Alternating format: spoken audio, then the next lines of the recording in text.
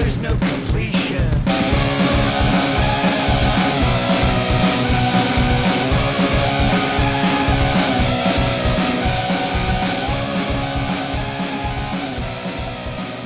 Hello and welcome to the Two Consoles Too Late podcast. I'm the host, Jackson Keebler, and I am Two Consoles Too Late. What does that mean? Here at this podcast, we look at the classics and the not-so-classics of retro gaming, often for the very first time, and with no nostalgia. And here at episode 166, we are looking at Golden Axe Warrior for the Sega Master System. And also on the podcast, we are going to be introducing a new segment to the podcast called the Kitty Lunch Hour. I'm really excited about that. And we're also going to do our usual auction alert, as well as going long. Will it be a lot of fun? Well, I can tell you this. If you're listening to this podcast, you figure there's, 3 million podcasts? That means that you're listening to 1 in 3 million. I think you have a better chance of hitting the lottery. All right? So let's just put that into perspective. So if you're going to have fun, I don't know. That's up to you. But, 1 in 3 million? That's lucky. Going long. It is going long. Looking long. Going long. It is going long. Looking long.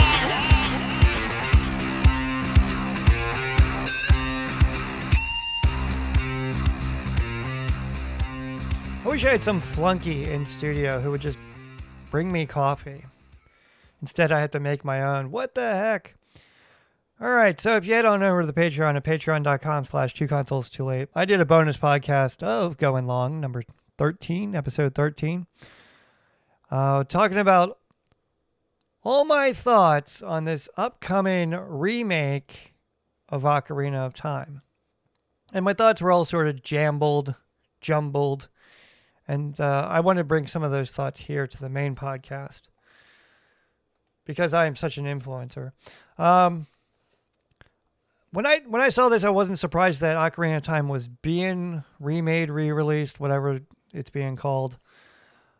However, in the brief trailer that we saw, we saw no gameplay and we got no official release date. I thought Link looked a little creepy, so I'll be curious to see what the art direction of the new Ocarina of Time is. I thought his hands looked kind of AI, and that's just me. I don't think they used AI to create the game at all. As far as I know, from what I've heard, is they used the Unreal 5 engine, which I guess is pretty good. I don't know. Rumors so far is that the map is going to be seamless. So when you go from Kokiri Forest into Hyrule Field, there won't be a load-in transition like there used to be. So that'll be interesting. You better not fuck up Epona.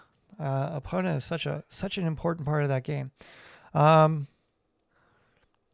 just sort of have mixed feelings about it. Am I going to get it day one? Yeah, probably not. And I don't think this is going to be one of those, okay, you can get it on Switch 2 and Switch 1. I think this is going to be Switch 2 only. So, it's definitely going to be on the radar. But I'm just going to kind of give it some time and, see what it looks like and whatnot.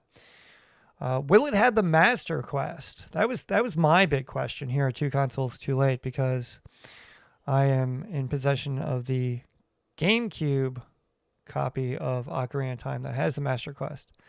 And I guess it's been about a year.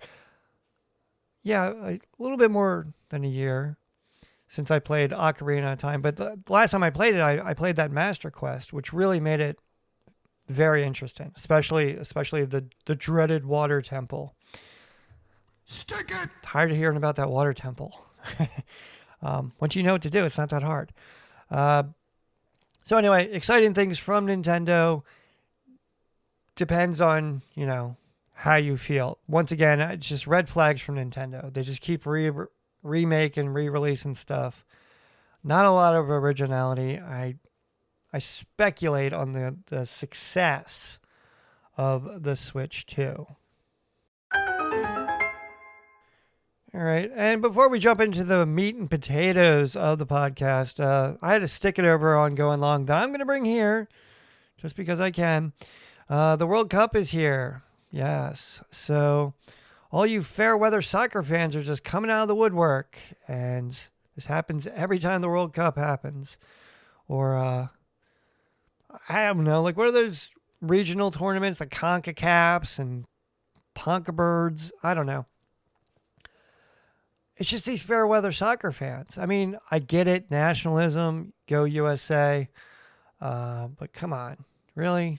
Stick it! I mean, did you always have a U.S. soccer jersey? Did you just buy that? Come on, tell the truth. And you know what? I am not a fan of soccer. My father, God love him, he puts it best. He's like, I just don't get it. Like, how can you have a sport on for 45 minutes and no commercials? It just doesn't work in America. And you know what? My father is right. We just don't get it. You know, if we're not seeing a beer commercial every, 5 minutes, we get confused. So soccer is here. U.S. has 2 wins under their belt. They beat Paraguay and Australia. But those are two not really contenders. I mean, they're not like Argentina or Italy or Germany. So we shall see what we shall see. But to all you fair weather soccer fans during the World Cup, stick it! And of course, we have to do some shameless self-promotion here at the podcast. Every Saturday morning at 7:30 a.m. on Twitch and YouTube, I do a live stream of a game from the PS1 Longbox collection. And it being soccer season, as it were, I've jumped on the bandwagon, much like everyone else. And last week I played FIFA 96 on the live stream, and this past live stream, as of like less than an hour ago, I played Konami Sports Goal Storm. And I have to say, of the 2 soccer games in the PS1 Longbox collection, FIFA 96 is definitely the way to go. EA Sports had their shit together, and obviously Konami just did it. The other Konami sports game I played was Bottom of the Ninth, and that was a bad baseball game. And they use those like weird sprites that look like 3D models, like actual, like those wooden 3D models that artists use. Oh, it wasn't good. I lost all my matches. I didn't score any goals, but since the World Cup is in full swing, I decided to play some soccer games for the live streams. And you can check that out on the YouTubes at 2 Consoles Too Late.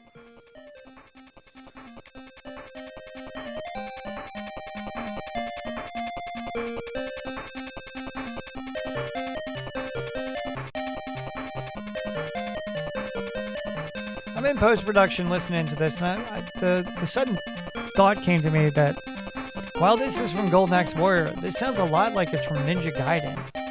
Is it just me? Drop me a comment.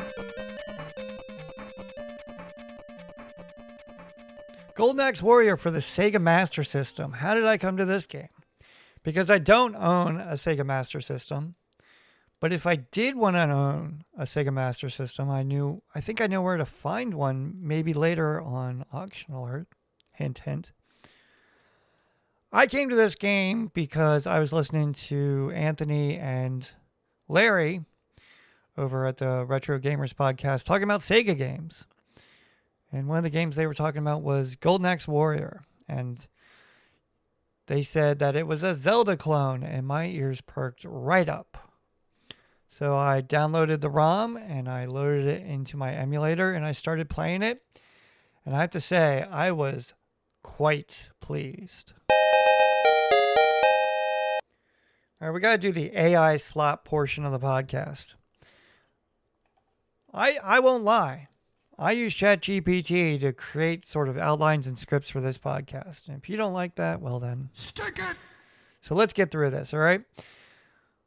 Golden Axe Warrior. It was released in 1991. Golden Axe Warrior took the fantasy world of Sega's Golden Axe series and transformed it into a top-down action RPG. While most gamers knew Golden Axe as an arcade-style beat-em-up game, this title was something different. I've never played any of the Golden Axe games.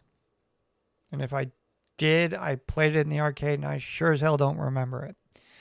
So players take on the role of a young hero tasked with defeating the Death Adder and recovering 9 magical crystals that have plunged the kingdom of Firewood into darkness.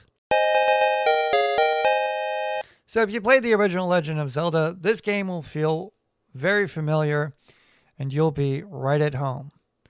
Or maybe it's the other way around. Maybe if you played Golden Axe Warrior, then the Legend of Zelda will feel familiar. But you can't say that because the Legend of Zelda came out first. And so this is a Zelda clone. But it's way better. Way better. So anyway, it's similar to the Legend of Zelda. You'll explore a large overworld. You will battle monsters in real time. You'll discover hidden secrets, either by defeating all the enemies on the screen or chopping down trees. There's no bombs in this game, so you're not going to be bombing rocks looking for caves. You can break apart the rocks, though, using the earth magic. And, of course, you're going to be conquering dungeons to obtain items that will aid in your progression. So when it comes to Zelda clones, I think I've covered all of them. In no particular order, I've done Crusader of Senti, Newtopia, Newtopia 2, Alundra, and I know there's one probably missing in there that I'm just forgetting. But I think I'm done with the Zelda clones. And I think that, after playing a large body of them, I can safely say that The Legend of Zelda captures something that is just unique to Zelda. But some of these other games hit home runs. Like Crusader of Senti, the themes of that game were very much about the environment and friendship. Newtopia, at least Newtopia 1 sort of swung and missed badly. Newtopia 2 is pretty good. I'm not going to throw Alundra into this mix. But anyway, so here I am finally playing a Zelda clone that I think is better than The Legend of Zelda. Now, fine, it came out after the fact, and they were able to build upon what made Zelda successful. But I think that this game on the Sega Master System, for an action RPG, stands alone by itself. One of Golden Axe Warrior's greatest strengths is exploration. And throughout the game, there are hidden caves, secret passages, and within these hidden caves and whatnot, there are powerful items that reward players who take the time to investigate every corner of the map. And I have to say this overworld map is rather intriguing. The overworld sometimes gets referred to as Firewood. That's the land that you are occupying. But Firewood is only one of the 3 continents. Where you start is the continent of Firewood, and then once you defeat, I believe that it was the 5th dungeon, creates a land bridge over to Nandoria, which is sort of like, kind of like a Mount Doom sort of thing, to give it a bit of a reference.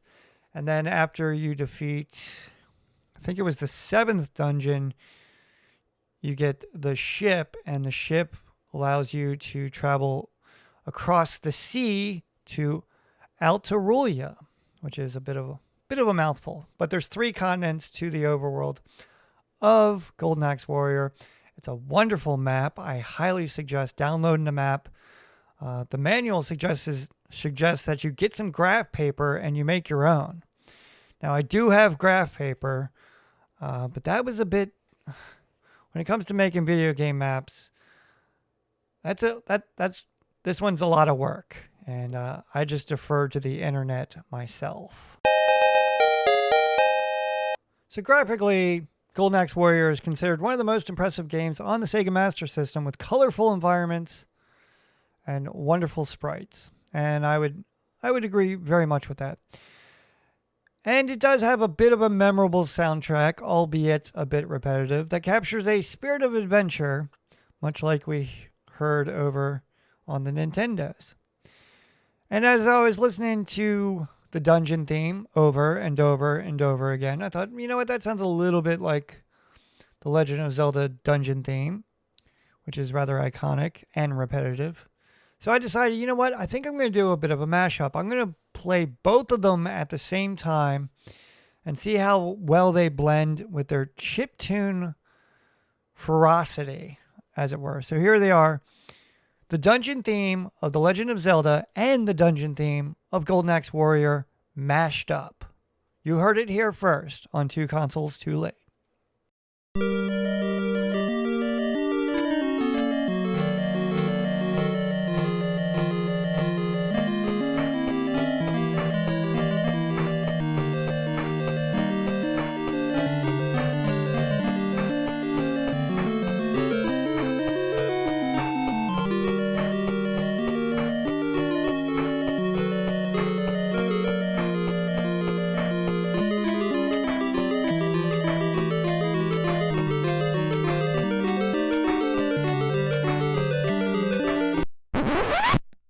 I guess they're like both in the same octave and trying to like capture some sort of organ theme that only can be done in an annoying chiptune kind of way.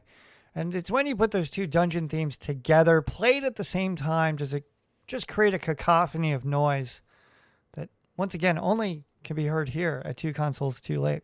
So there you go. There's both dungeon themes from two action RPGs of the 8-bit era. So is Golden Axe Warrior worth playing today? Absolutely. If you enjoy old school exploration, challenging dungeons, and 8-bit adventure games, then Golden Axe Warrior is right up your alley.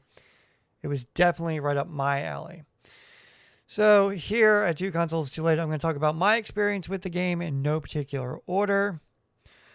It's just the way we roll here on this podcast. So, in order to play Golden Axe Warrior, I had to download a map from the internet. And I got my map from Game FAQs. It was created by Starfighter76, and it was last updated December 18th of 2007. And there's a disclaimer on the map that says this might take some time to load for those with a 56K connection. So if you're still rocking dial-up internet and you want to download the map for Golden Axe Warrior, beware. But it's a wonderful map because at the bottom are the grid coordinates for everything in Golden Axe Warrior. And that, for me, is kind of, I guess, was the basis of my gameplay. Now, there is an in-game map, but when I say map, that's air quotes here at the podcast. When you go to the item menu, there's a grid, a 15 by 15 grid. It's very small. And there's a blinking dot that shows your position in the grid that corresponds to the map of the overworld of Golden Axe Warrior. Now, when you get to I think it's the 8th dungeon, one of the dungeon items is something called the Magic Balloon. And the Magic Balloon brings up the actual map of the game in all of its 8-bit glory with a blinking red arrow showing where you are on the map. Something I think that we saw in A Link to the Past. So there is an in-game map. It starts off as a grid, but after the 8th dungeon, you do have the ability to see the map and see your position on the map. And I thought that was kind of a funny little way of doing it. The Magic Balloon, the idea being that, you get in this balloon, you go way up high, and you can see the whole world. And that is one of 3 transports in Golden Axe Warrior. Your first transport is the canoe, which allows you to cross streams. And it's very helpful, especially in the dungeons, because you can go into the water and attack enemies from the water. So you get a bit of a reprieve because obviously the enemies can't go in the water, but you can. Allows you to get in some free hits. So your first transport is the canoe that is multi-purpose. Your second transport is the ship, and the ship allows you to travel from continent to continent and the islands in the sea that also have some hidden items. There's also a small portion in Firewood, the first continent, that has some wonderful pickups. I think that's where you pick up the last armor upgrade and the last sword upgrade. All right, let's talk about those weapons of Golden Axe Warrior. First off, you start off with a short sword. After the first dungeon, you get the much-needed battle axe. The battle axe acts as a weapon, but also allows you to chop down trees and explore the overworld further. Much, much, much needed. But the battle axe doesn't get an upgrade until the final dungeon, where you get the titular golden axe. So you start with the short sword. Forget which dungeon. After one of the dungeons, your short sword becomes the long sword, which allows you to attack enemies through barriers. Has just enough reach that you can, stand behind like a column or whatnot and hit an enemy and not take any damage. Once again, much needed. There's a lot of that in Golden Axe Warrior, and I really enjoyed it. That it wasn't really punishing the player too much. And then after the next sword upgrade, after the long sword, is the flame sword. And so you think, okay, once you get the final sword upgrade, it's just like one hit and done, which wasn't really the case. In my gameplay, I've gotten through the 9th dungeon. So all I have to do is do the 10th dungeon and defeat Death Adder, which I'm definitely going to do after this podcast. There are also 4 magical spells in the game. You start off first with the Thunder Magic. The Thunder Magic is found in a swamp area of firewood, given to you by an NPC, I forget his name. And the pop-up window, he looked like a Viking. That's all I'll say. He just looked like a Viking, but he was a really friendly Viking. Anyway, so he gives you the Thunder Magic, and you can come back and get your spells upgraded. All right, so it's got some RPG elements in that you can upgrade these spells. So you have the Thunder Magic Scroll, the Earth Magic Scroll, the Fire Magic Scroll, and the Water Magic Scroll. The Earth Magic Scroll allows you to break rocks and open up passages in the dungeons. But that spell has to be upgraded at a certain point because certain rocks couldn't be broken unless you upgraded that spell. And I had to learn that the hard way because I'm looking at a map where there should have been a staircase. I'm trying to break the rock and it just didn't work. And through some brief internet searching, I found that I had to upgrade that Earth Magic Scroll. And I think that cost something like 100 horns. And horns are the monetary units of Golden Axe Warrior.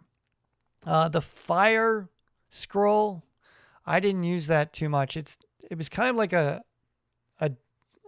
magic attack that sort of like a circle of fire would be on the screen, and I guess it was trying to be one of those spells that kills everything on the screen, but it just simply didn't do that. It just did some damage.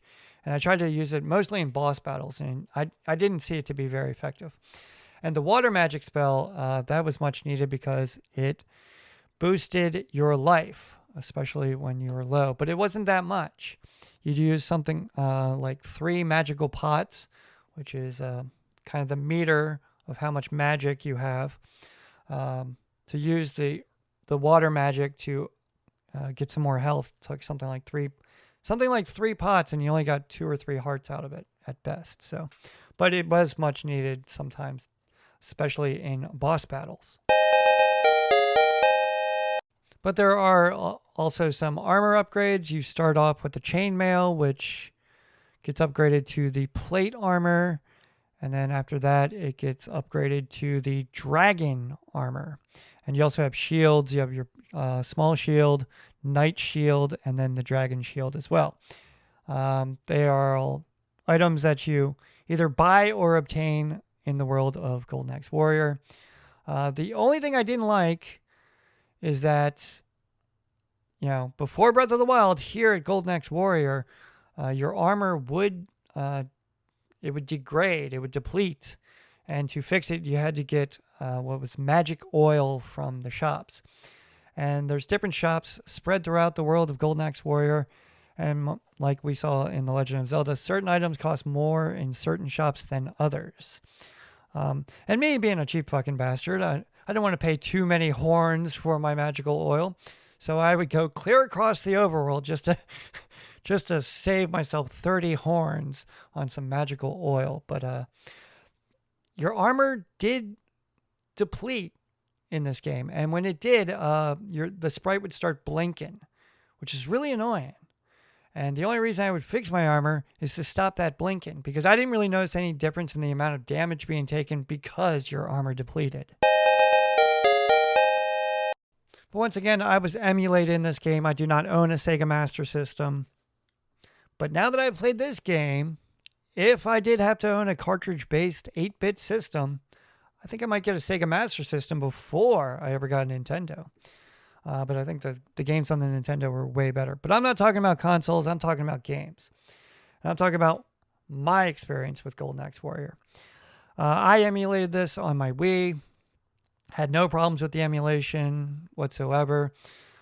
But however, this being a dungeon crawler, especially an 8-bit dungeon crawler, I needed those save states. Yes, we got some heavy use on the miracle of save states on this game. And you know what? That's okay. I'm not going to punish myself or beat myself up for doing that. It helped me greatly, and it really helped me enjoy the game further. So like if I was in a dungeon and I wasn't sure which way to go or what was about to happen, boom, save state. If I went into a cave and there was an old guy there are thieves in the world of Golden Axe Warrior, and they would steal your horns. So I would save my game before talking to these old geezers.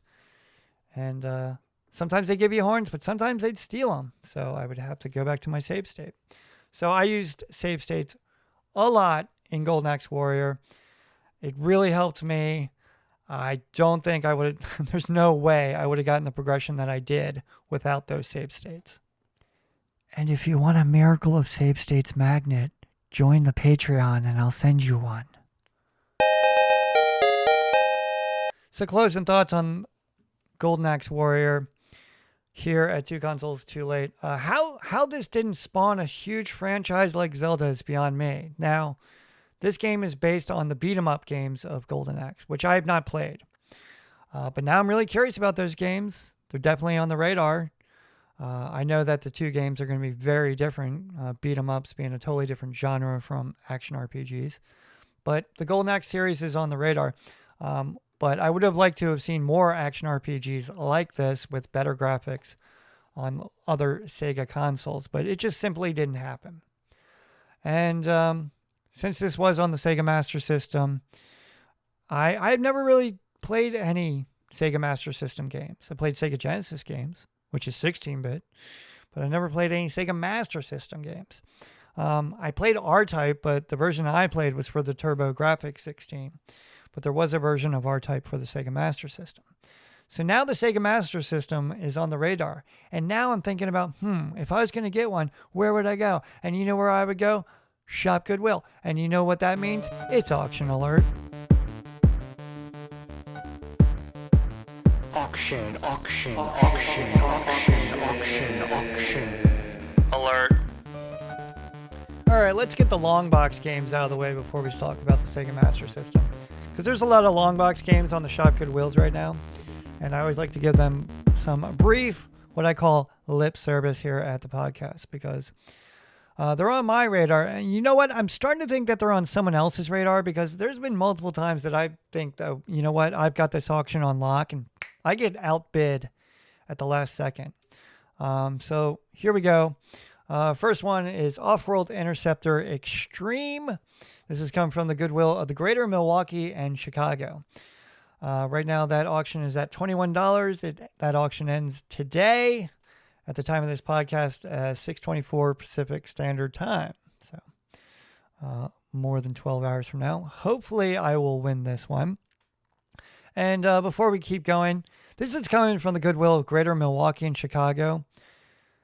I cannot praise this Shop Goodwill enough because I just picked up a copy of The Legend of Zelda: Link Between Worlds for vacation.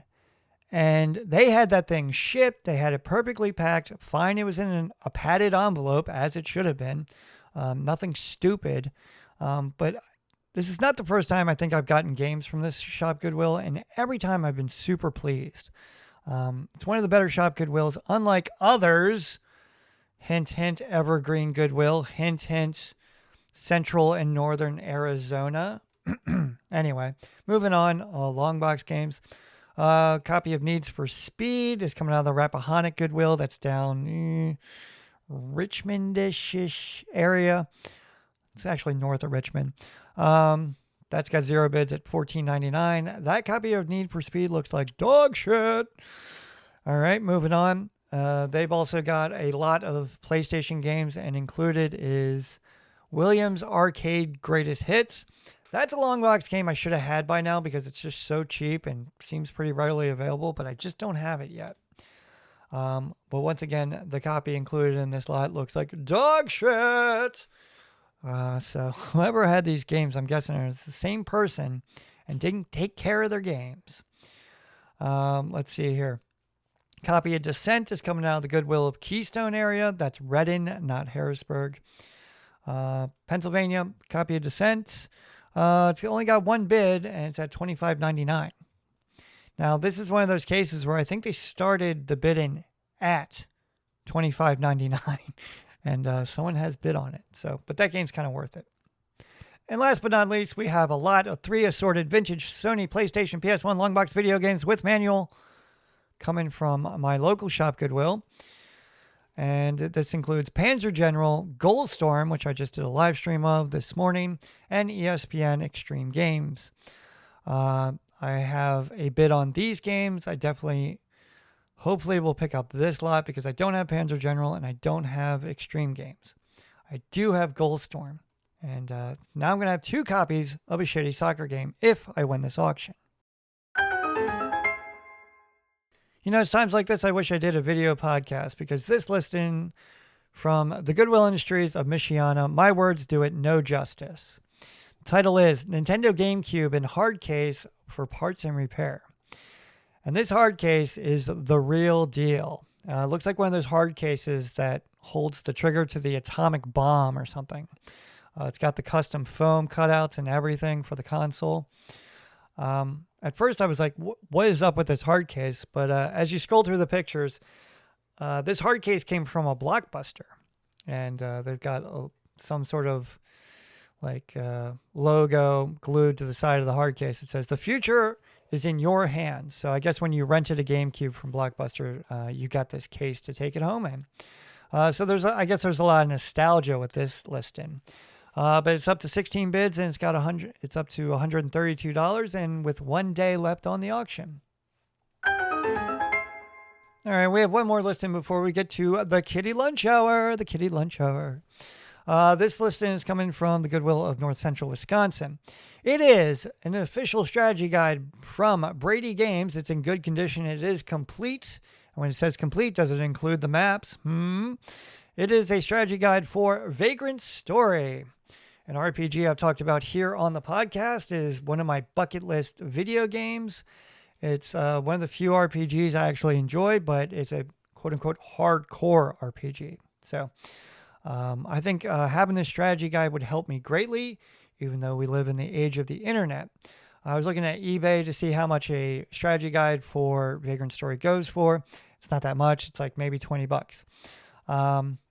But this strategy guide did include maps, so I'm really curious if the maps are included because when you flip through the pictures, there are none shown. So anyway, this one's on the radar. It's got 0 bids. It's up to $19.99.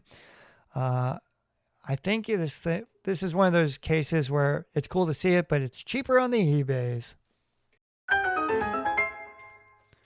And I wanted to shoehorn in one more listing on the Shop Goodwills that sort of caught my eye. Resident Evil, Sega Saturn, Capcom 1997, CIB Game Fan Strategy Guide, CIB Disc. God, that is a big old title. This is coming right up 83 from the Goodwill Keystone area of Harrisburg. Resident Evil for the Sega Saturn. Right now this has 13 bids. It's up to $252. There's 1 day, 13 hours left on the auction. Price Charting has this game at $380. I had no idea that the Sega Saturn version of Resident Evil was so much. I thought the long box version of Resident Evil was pretty expensive, but this one takes the cake. So if you're a Sega Saturn collector and you want a copy of Resident Evil, looks to be in really good nick. There's one coming out of Harrisburg, the capital of Pennsylvania.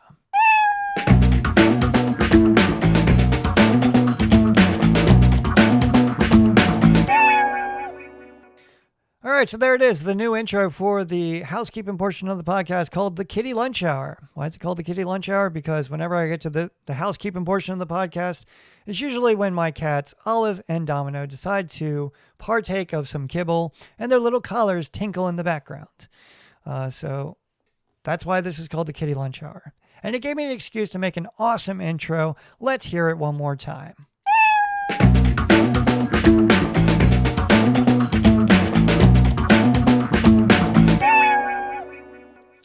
Damn, so good.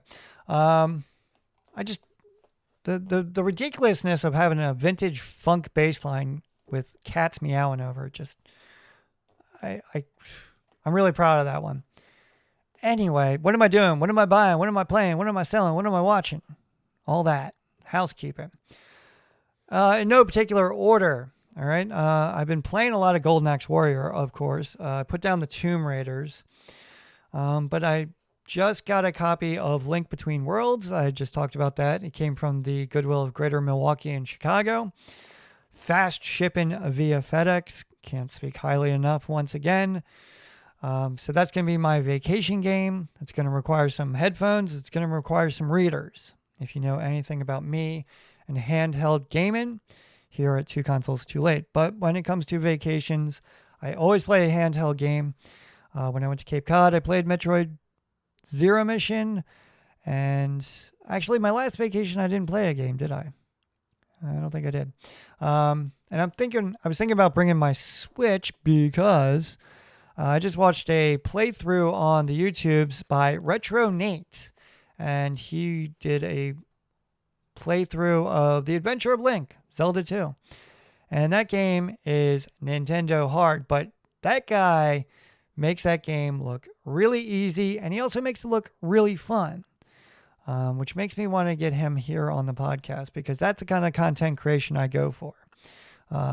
Simple, down-to-earth, enjoyment of the games and, just trying to share that joy. And I think he does it wonderfully. But what have I been buying other than Link Between Worlds? I just picked up a vintage typewriter from ctbids.com. I think I've talked about them before on the podcast. It's where I got my Sega Dreamcast. I check into that website every so often for the video games just to see what's out there, if there's anything local. And sometimes there is. It's usually like a Nintendo Wii or something. But I saw this typewriter, and it was coming out of Lancaster, PA. Once again, Lancaster. It was coming out of Lancaster, PA, so I decided, okay, since I'm driving all the way up there, I got to stop in at Just Press Play. It's a retro video game store up there. It's huge. It's got 2 floors.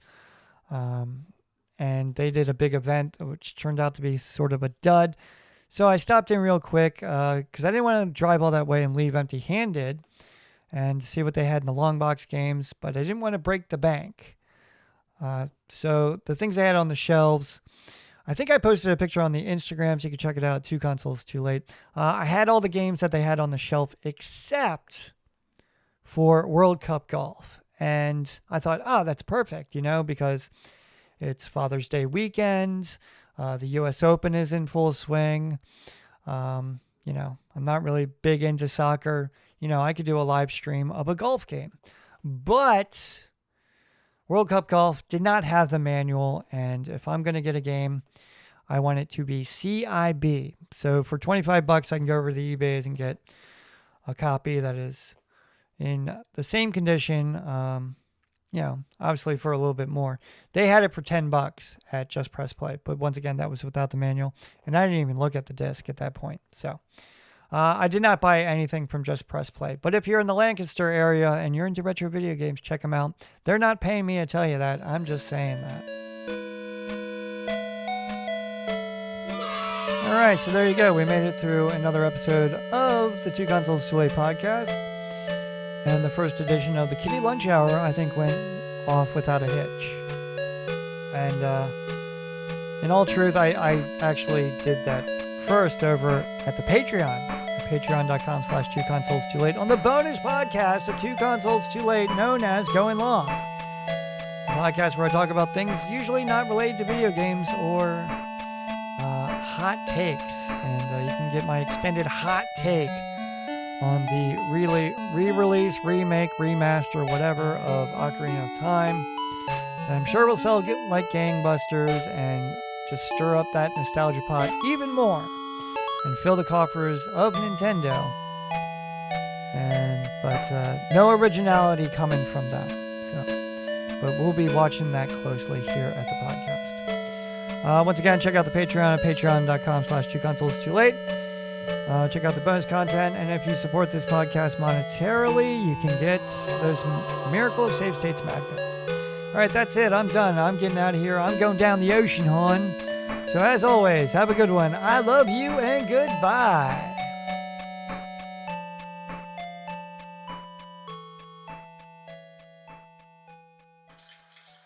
I wish I had some sort of flunky in studio who would just bring me coffee. Yes, that sound you hear in the background is the lovely percolating sounds of, what the hell is that? Now when it comes to Zelda clones, I think this is going to be it for me here at Two Consoles Too Late. I've covered them all pretty much. Let's see here, Newtopia 2, Alundra, My Bacon, to Golden Axe Warrior, there's Firewood. Damn, my fucking bacon.